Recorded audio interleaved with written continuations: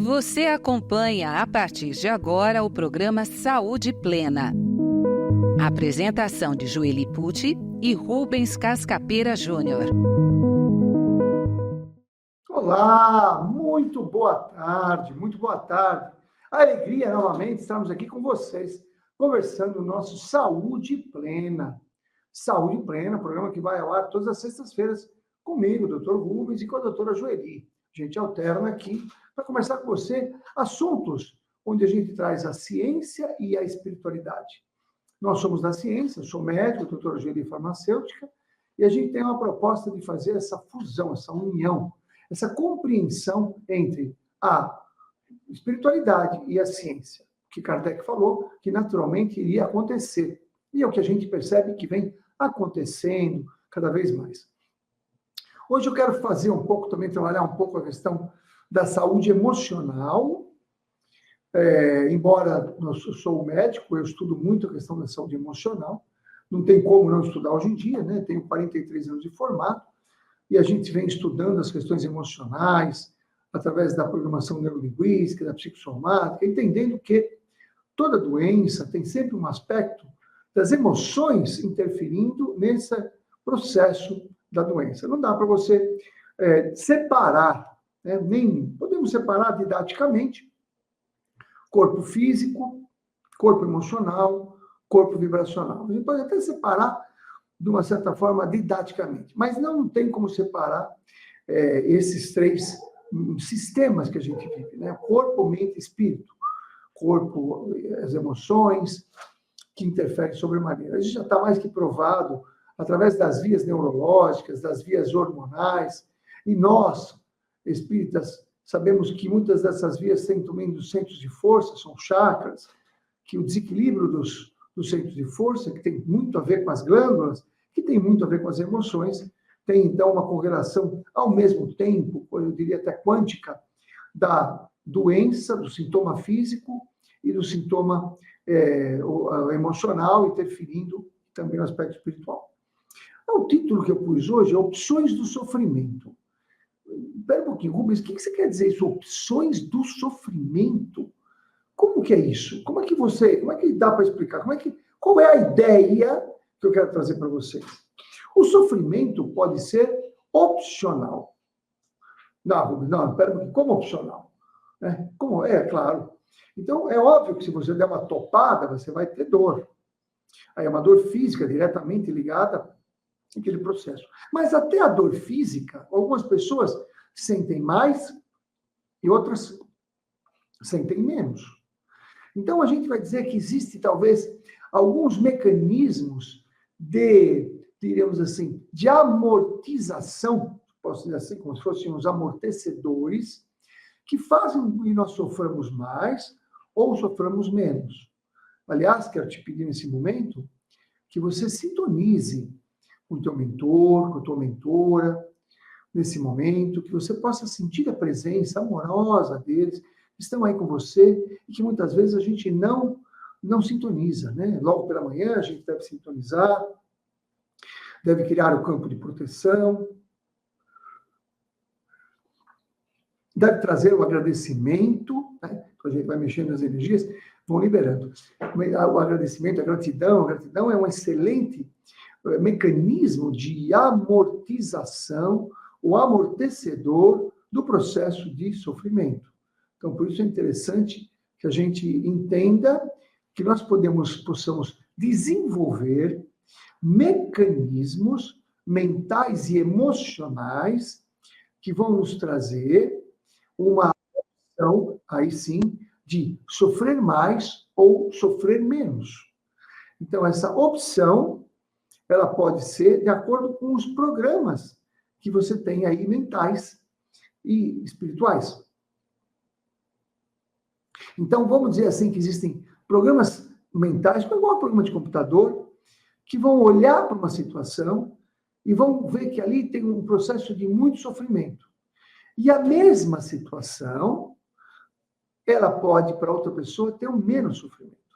Então, ontem mesmo, conversando lá no lugar espiritual que a gente trabalha, que é um centro espiritualista, a entidade estava conversando conosco, trazendo uma orientação. Ele falou, A dor, eu diria assim, a dor, a negatividade, era sempre interna. Como sempre interna? Então, vamos lá. Existe uma opção de a gente aceitar o sofrimento ou não. Então, o sofrimento físico, então, digamos que você, ou eu, ou qualquer pessoa, seja agredida fisicamente. Então, uma pessoa vem e faz uma agressão física, e dá um tapa. Aí você não tem muito o que fazer. Você tem um componente, você está entrando nessa situação a nível passional. Você é passivo. Quer dizer, você foi agredido, você é passivo. Nas questões das mágoas, nas questões das dores emocionais, para que a gente sinta a dor emocional, a gente precisa ser ativo. O que é isso, Rubens? Por exemplo, duas pessoas, então você mais uma pessoa, e vem uma pessoa e fala, vocês são feios, são desonestos.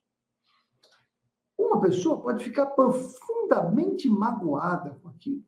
Nossa, ele me xingou de desonesto, me xingou de feio. E a outra pode falar, não tem nada a ver, porque eu sei que eu não sou desonesto, não sou feio. Então, a situação do sofrimento, nesse caso, ela está inerente ao sistema que você vive, ao sistema de programas, de crenças e valores que você tem, e de maturidade. Então, uma pessoa mais madura, ela não vai optar por sofrer se eventualmente alguém lhe trazer algum tipo de ataque, alguma mágoa, algum xingamento, alguma coisa assim. Porque a pessoa vai olhar aquilo e vai simplesmente não aceitar aquela situação. Então, eu já falei para vocês aqui, acho bom repetir, tem 3 níveis de perdão. Aquela pessoa que não perdoa, a pessoa que perdoa, mas fica machucada, magoada, e a pessoa que nem perdoa. Quando a gente vai falar do nem perdoa, quer dizer, a pessoa que não perdoa sofre. Não perdoa, sofre. Tem o sofrimento daquilo que aconteceu. A pessoa que perdoa também sofre. E teve todo o movimento de perdoar, de trabalhar aquilo, de dar novo significado, mas sofreu. A pessoa que nem perdoa não sofre. Então, o sofrimento, ele é passível de escolha, de opções, como eu falei, opções de sofrimento. Então, pode ser que eu não queira sofrer. Então, eu faça todo um preparo, tanto a nível físico, né? Então, por exemplo, vamos pegar aí um atleta que se predispõe a fazer todo um tipo de exercício diário, de alto impacto.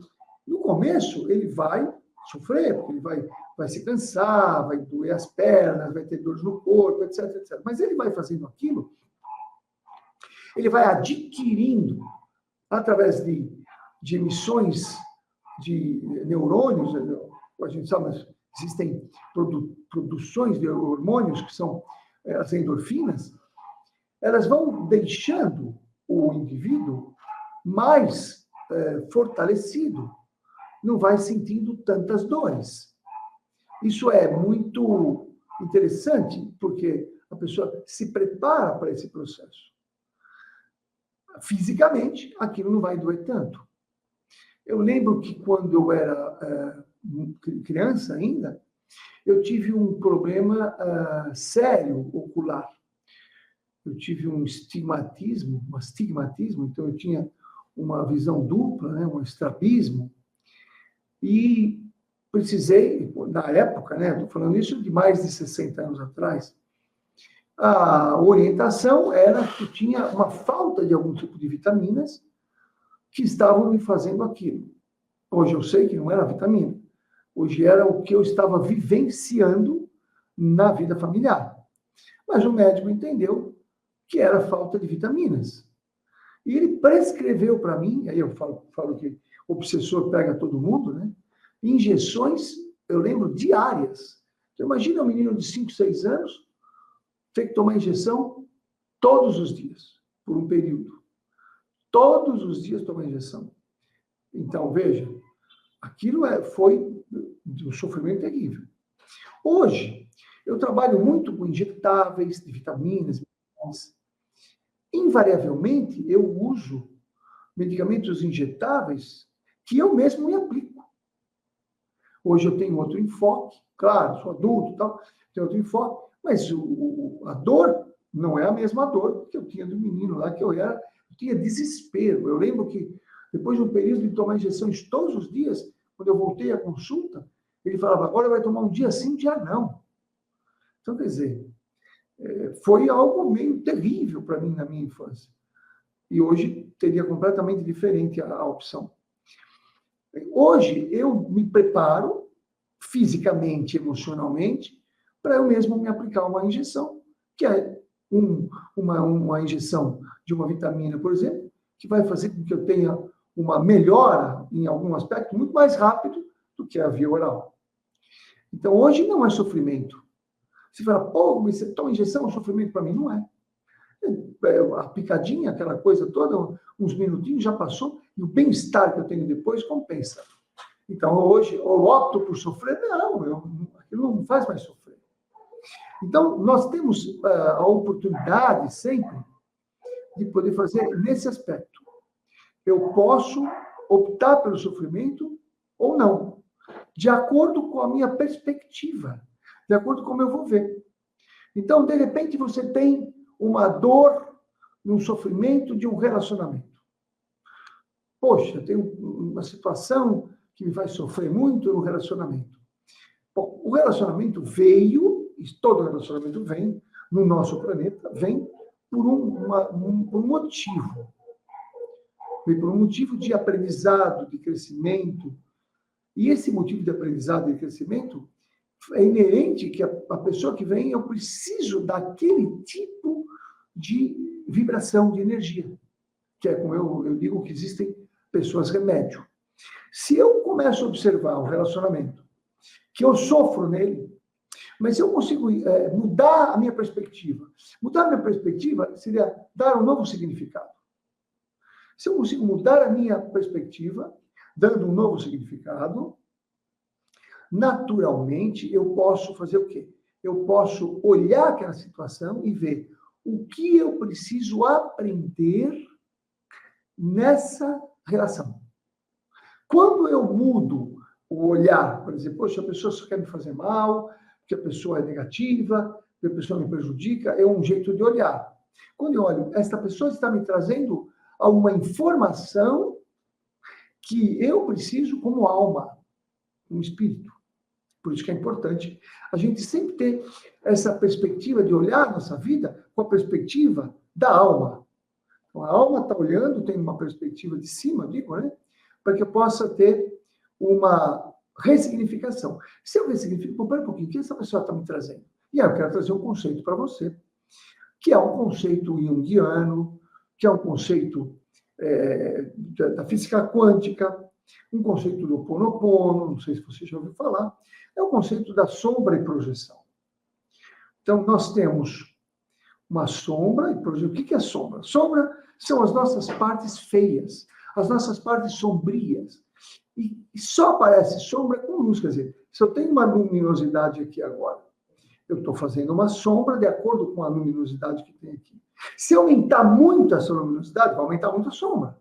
É natural, olha minha sombra, eu estou vendo a sombra. Se eu puser uma lâmpada muito mais forte, vai aumentar a sombra.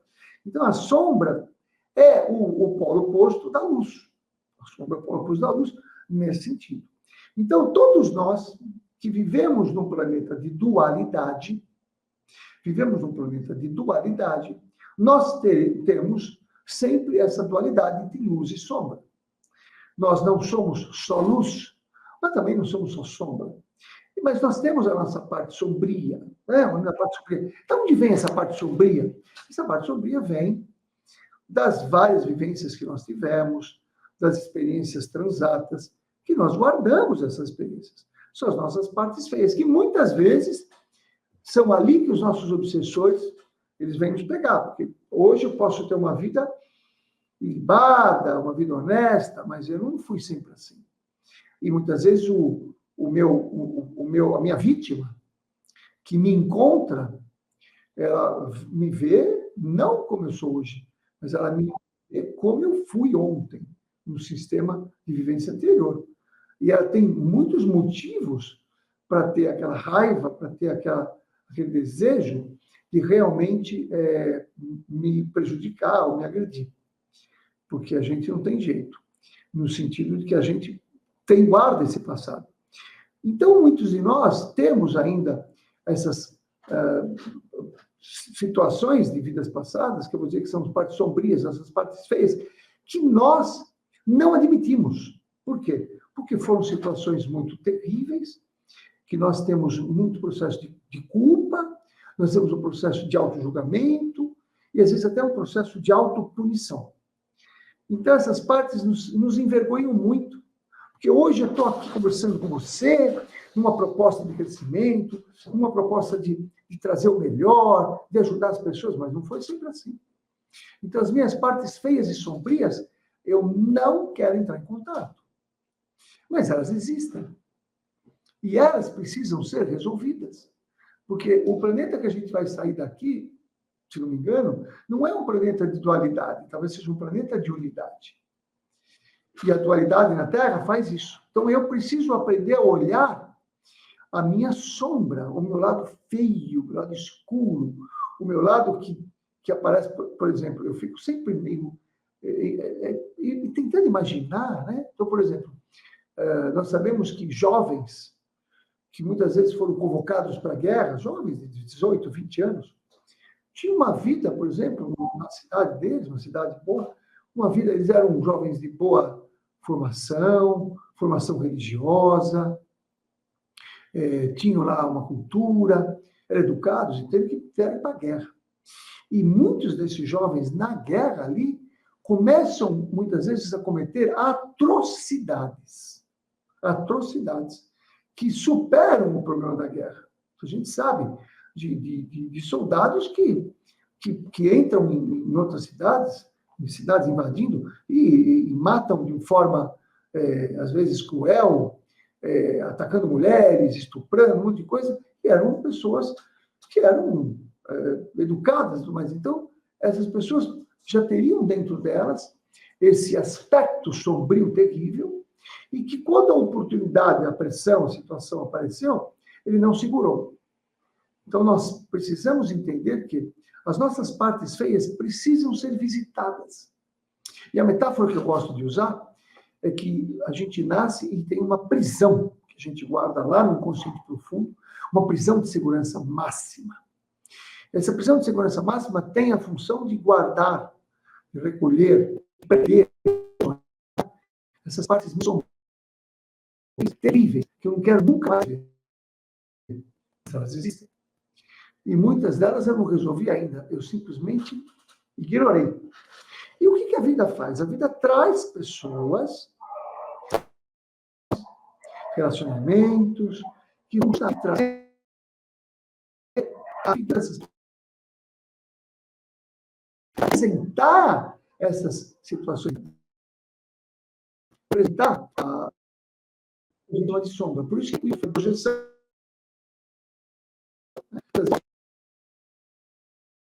o que ela fala, o que ela faz.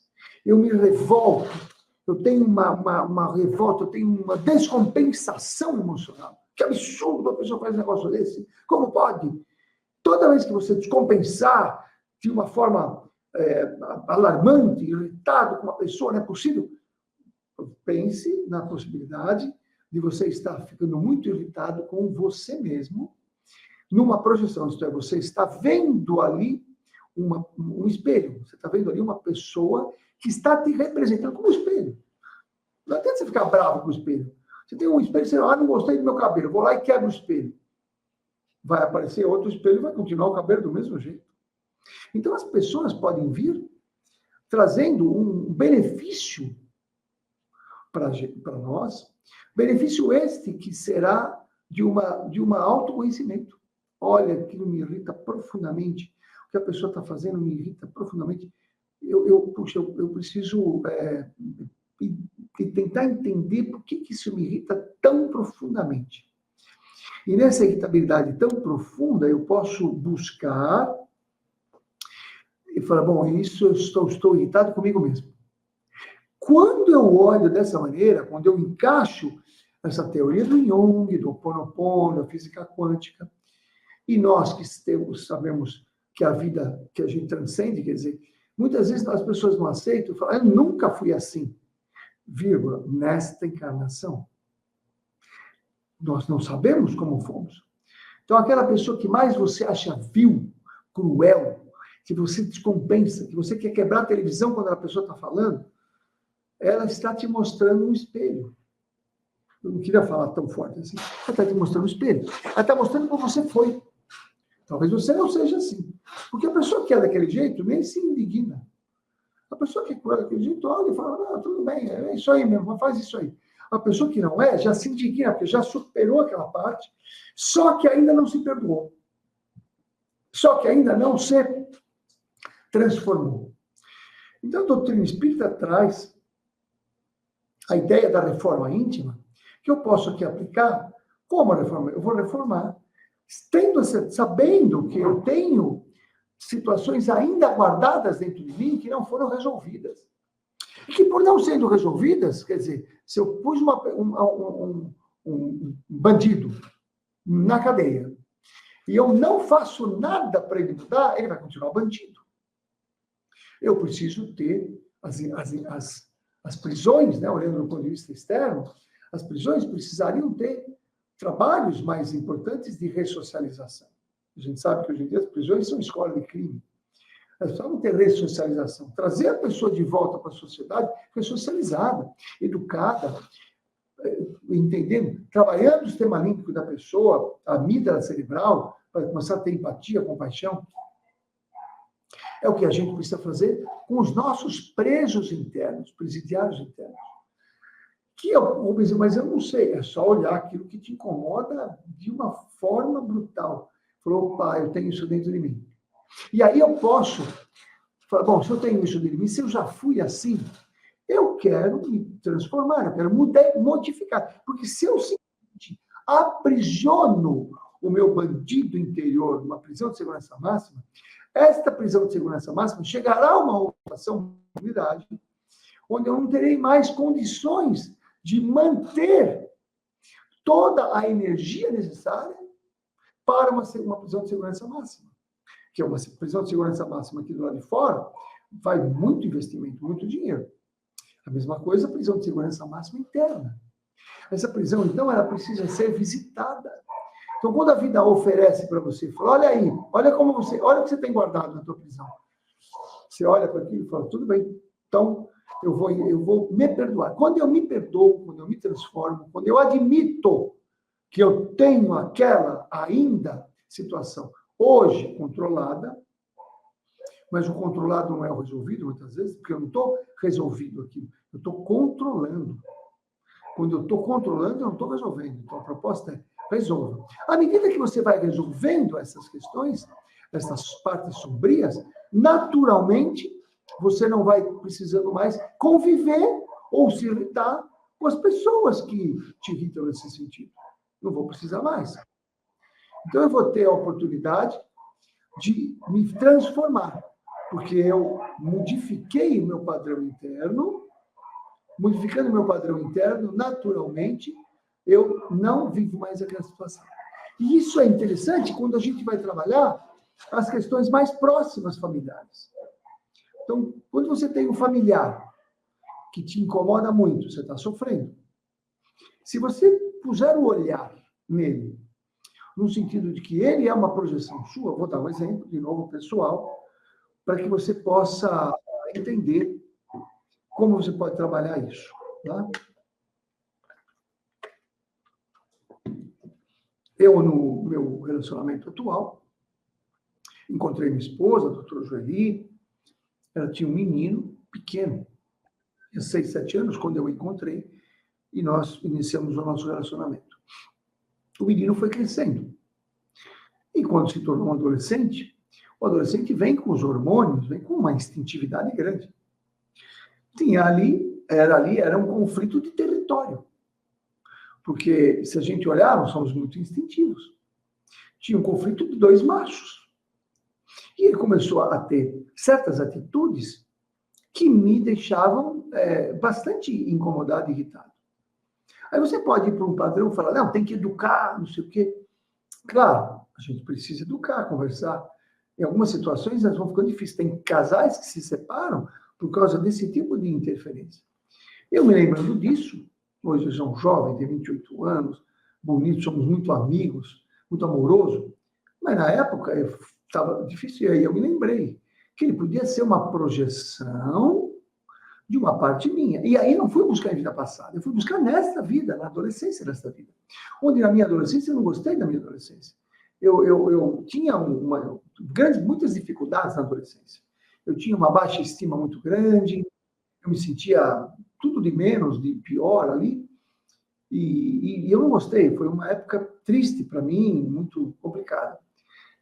Então eu falei, poxa, talvez eu preciso ressignificar essa minha adolescência, entender o que aconteceu comigo. Hoje eu entendo que eu era uma pessoa com uma sensibilidade um pouco diferente, e umas ideias um pouco diferentes, e o mundo ao meu redor não era compatível. Eu não me enquadrava no mundo que era o mundo de um moleque de 15 anos, 16 anos, que eu não conseguia viver aquilo, porque eu já tinha outras ideias e possibilidades. Então, quando eu digo para mim, não, eu já tinha uma perspectiva, uma visão diferente, eu não tinha ainda conhecimento espiritual, mas eu já tinha uma espiritualidade que eu não conhecia. Isso tudo me trouxe dificuldades na época, que hoje eu olho e falo, tudo bem, simplesmente eu era diferente, eu não era nem mais nem menos. Quando eu comecei a fazer isso e eu puxei o meu adolescente, presta, eu vou passar agora um exercício para você, eu quero que você faça esse exercício e depois dê feedback, tá? Eu fiz o seguinte, eu imaginei que ele estava, entre aspas, projetando, guardando, vivenciando o meu adolescente, que devia ter toda aquela situação. Então, eu fiz um exercício mental, eu falei, eu aceito você de volta, porque, claro, eu quis expurgar a minha adolescência do jeito que eu achei que foi ruim. Então, eu falei, pode voltar para mim, agora eu te acolho, eu vou te acolher de outra forma. Então, eu comecei, eu simplesmente, eu imaginei isso, eu imaginei que saía dele, né, numa metáfora aqui, saía dele o meu adolescente, que agora eu tinha ouvido, porque ele não estava me ouvindo, então ele estava tendo atitudes que era para que eu pudesse ver esse meu adolescente. Então, essa minha parte queria que eu visse. Então, eu falei, pode voltar para mim, eu acolho você com ternura, com amor, eu não te condeno mais, não te julgo, não te condeno, eu me perdoo por isso.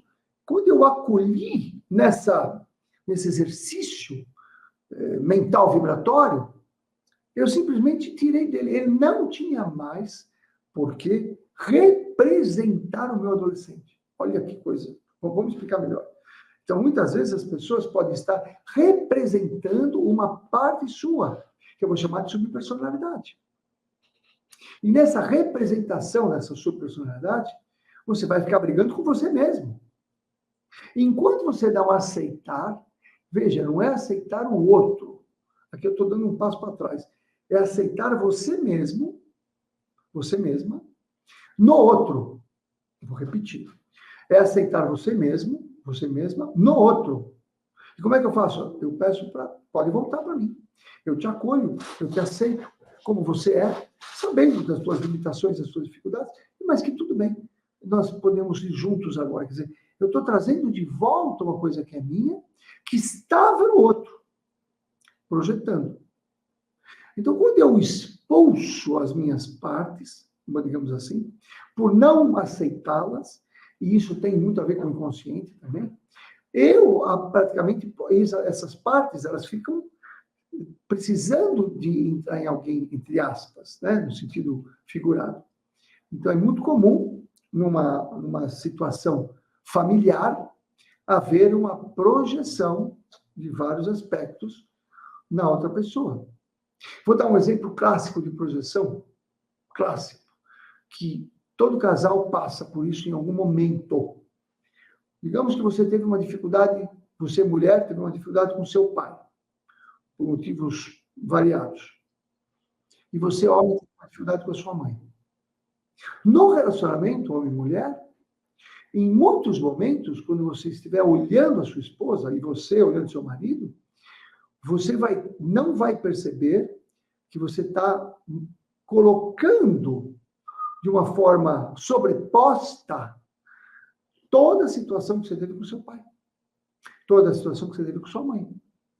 E aí você, como não conseguiu brigar com a tua mãe, como não conseguiu resolver a questão com a tua mãe, você agora, né, porque você é criança, você não gosta daquilo, você tem raiva daquilo, você não pode fazer nada.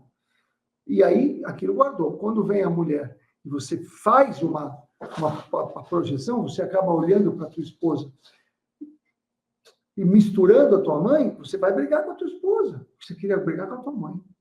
Então, muitas vezes, não é percebido isso. Eu estou aqui trazendo para que você amplie tua consciência. Você está brigando com quem? Com a tua esposa, com o teu marido ou com o teu pai, com a tua mãe? E na hora que você fala, não, tudo bem, eu vou fazer o seguinte, eu vou tirar a projeção, eu vou tirar a questão da minha mãe, da minha esposa e vice-versa, e eu vou ver a minha esposa como ela é. E eu vou fazer aqui dentro de mim, ou se ainda for possível fora, a harmonização com minha mãe e com meu pai. Quando eu faço essa harmonização com minha mãe e com meu pai, eu saio fora desse padrão de projeção, onde eu naturalmente vou melhorar eu mesmo, melhoro o relacionamento e melhoro com a minha mãe. Percebe? E a minha mãe pode ter sido projeção? Pode, é aí que está. Então, a opção de sofrimento é quando você vai estar numa linha de maturidade espiritual, presta atenção. Você vai estar numa linha de maturidade espiritual, que eu vou colocar aqui, né, uma linha, onde debaixo dessa linha eu sou vítima. Sou vítima, não pode fazer nada. A vítima não pode fazer nada. Ela é vítima. Ela está sofrendo porque ela é vítima. E se eu pensar essa linha que eu sou, acima, que eu sou responsável, que eu tenho participação ativa em todas as situações, que eu sou responsável ativamente por tudo que acontece comigo, opa, eu tenho o que fazer. Enquanto eu sou vítima, eu não tenho o que fazer. Eu estou vítima, a vítima não tem o que fazer. Ela é vítima, ela tem que esperar que a pessoa pare de fazer as coisas. Mas quando eu falo, não, peraí, eu vou ter o controle da minha vida, eu sou o responsável. Se eu atrair isso de uma certa forma, é porque minha alma quis trazer isso para mim. A minha alma trazendo isso para mim, para quê? Para que eu naturalmente pudesse desenvolver certas novas habilidades e novas inteligências. Entendeu? Então, eu tenho a oportunidade de fazer uma transformação na minha vida quando eu assumo nessa linha que eu sou responsável por tudo que me acontece. E aí a vida vai trazer, dentro de casa, fora de casa, no trabalho, eu posso ficar lembrando que a melhor maneira de eu me conhecer é através do espelho. Se eu quiser agora, né? Se eu quisesse olhar minha testa agora, tá? Eu estou com uma câmera aqui, que está representando como se fosse o espelho, eu consigo ver minha testa. Mas sem a câmera, sem o espelho, eu vejo minha testa? Como é que eu consigo olhar minha testa? Não consigo. Se eu tiver uma mancha aqui, não vou ver. Só o espelho, e agora a câmera que vai mostrar. Então, a câmera mostra a projeção também, né? Aquela projeção de cinema. Então, a vida vai trazer várias e várias situações para que eu possa cada vez mais mergulhar nas minhas sombras. E quando eu mergulho nas minhas sombras, nossa, eu não sabia que eu tinha esse nível de maldade dentro de mim. Eu vou olhar para isso com carinho. Eu vou olhar isso com respeito, com humildade. Isso é muito bom, porque muitas vezes nós espíritas, que abraçamos uma causa espiritual, abraçamos o Cristo, somos cristãos, nós abraçamos uma situação e temos a sensação de que nós estamos só vivendo no momento da luz, do bem, da situação boa.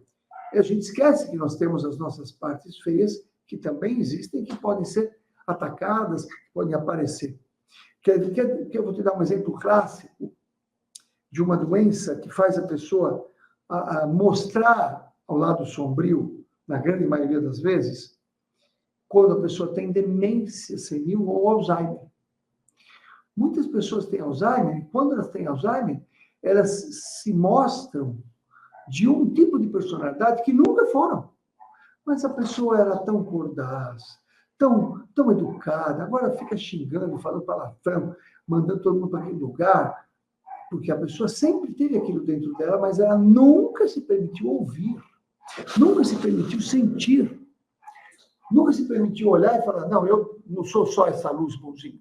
Tanto que tem um livro que fala o lado sombrio dos buscadores de luz. Então você vê, por exemplo, lembrei agora de um grande rabino, um cara fantástico, um rabino, um cara de uma cultura, quer dizer, um dirigente, uma liderança israelita, fantástico, cara. Pegaram ele roubando na loja de aeroporto. Pegando lá, roubando. Como assim? Como assim? Ele não tem dificuldade financeira, não tem por que fazer aquilo, mas naquele momento, então você vê, mas a pessoa foi boa, ela era tão boazinha, a melhor boazinha do bairro, ela era tão boazinha, fazia bem para todo mundo, tão educada. Como que ela saiu batendo daquele jeito até as pessoas? Pode ver, é muito comum, às vezes, um serial killer, as pessoas se perguntam, como assim? O cara era educado, Cordaz era o mais educado aqui da região. Como? Porque ele não respeitou, não aprofundou, não se conheceu. Não se conheceu, preferiu reprimir, e reprimir, ou se reprimir na cadeia, né? A cadeia vai ficando muito cara, quer dizer, a gente não vai tendo energia, eles vão fugir da cadeia. Foge da cadeia e assume. É o Alzheimer, ou uma outra doença. Ou você pode fazer a metáfora da bola. Você pega uma bola grande, essas bolas de plástico grande, e você faz força e afunda ela na piscina. E fica segurando. Ela fica fazendo uma pressão. Quer dizer, quanto tempo você vai conseguir segurar essa bola ali na piscina? Quanto tempo? Porque os braços vão cansando. Você vai se cansar. Tem uma hora que você não aguenta mais. Quando você não aguenta mais, você solta, ela explode. Que é, muitas vezes, um comportamento explosivo que as pessoas têm, que você fala, como é que ela fez uma coisa dessa? Ela nunca foi assim. Nunca foi, mas sempre teve lá no interior dela. Então, eu te aconselho você a fazer sempre uma autoanálise daquilo que você, por exemplo, reprime. Presta atenção nos teus sonhos. Às vezes, pessoas são pessoas que são até muito, como é que é o termo? São muito cordatas, muito às vezes até demais na questão da sexualidade, né? São muito rígidas na questão da sexualidade e tem sonhos terríveis nessa área. Pera um pouquinho, se eu sou assim, por que eu estou tendo esse sonho? Porque uma parte minha talvez seja justamente o oposto da minha rigidez, seja um libertino. Fui um libertino, por exemplo, então a minha rigidez vem para me manter aprisionado. Então, eu estou aprisionando a minha libertinagem. Só que é uma bola que está embaixo da piscina. A pessoa faz uma demência, faz um Alzheimer e começa a ter comportamentos, muitas vezes, impróprios nessa área. Eu vi falar de pessoas assim. Então, nós começamos pela opção do sofrimento e caminhamos na opção de um autoconhecimento através da projeção em sombra, onde a psicologia junguiana fala isso, a física quântica fala isso, e a filosofia Ho'oponopono fala isso. Preciso estar cada vez mais lúcido e receptivo a aquilo que me incomoda, aquilo que eu tenho de pensamento. De repente a pessoa fala, nossa, eu ouvi uma pessoa na televisão, um político, por exemplo, que me deixou muito mal, eu fiquei me imaginando, pegando ele, arrastando a cara dele, você faz uma imagem, você fala, meu Deus, de onde vem isso? Não, degolaria ele, punha... Nossa, quer dizer, aí aparece. Quando aparece uma parte dessa, fala, meu Deus, isso é a minha sombra. É o meu bandido interior. Eu tenho isso dentro de mim. Que bom que ele apareceu agora, que eu ainda tenho lucidez, que eu tenho força, que eu tenho maneiras de lidar com ele. Eu falei, eu te aceito. Eu te aceito que eu fui assim e eu quero fazer a mudança, eu quero te ensinar.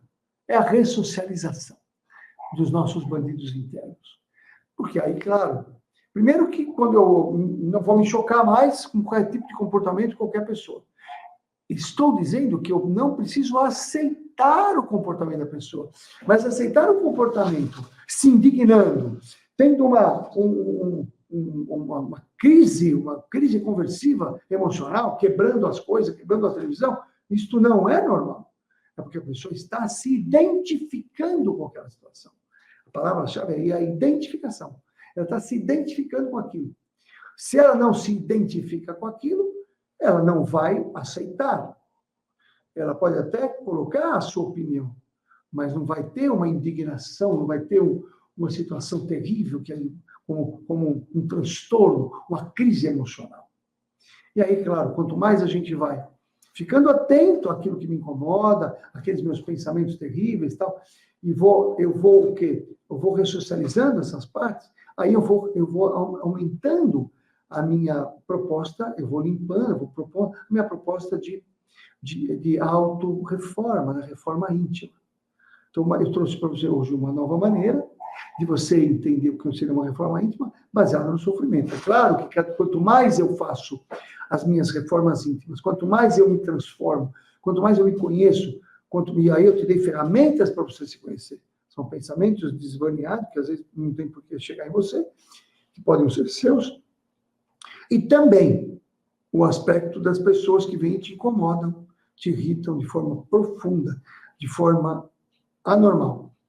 E aí, com essa possibilidade, você tem aí uma ferramenta prática para saber o que é que eu tenho que fazer para fazer a reforma íntima. Porque é uma dúvida, não é ter que fazer a reforma íntima do quê?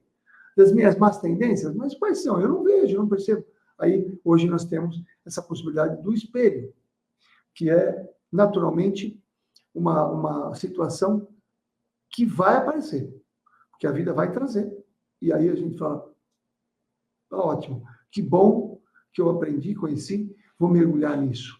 E lembrando que nós temos uma grande vantagem, muitas vezes, frente a alguns nossos irmãos cristãos que não acreditam na reencarnação, porque quando você propõe a situação é uma projeção sua, um espelho seu, é uma coisa interior tua que está deflagrando, ele olha, eu nunca fui assim nesta encarnação.